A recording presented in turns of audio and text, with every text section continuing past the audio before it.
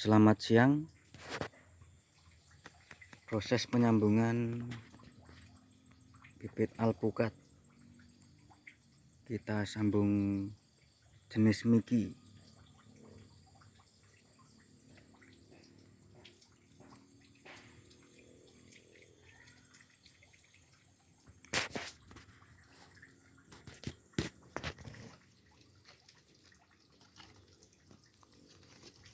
Kita buat ukuran 40 cm ya, dari atas media.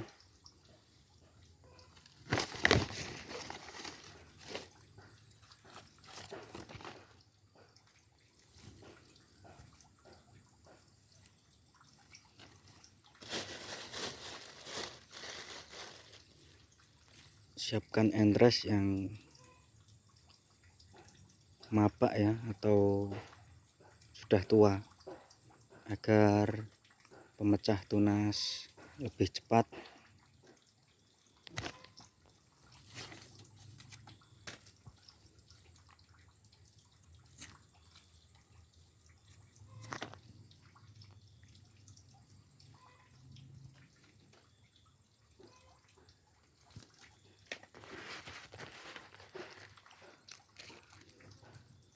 Siapkan tali.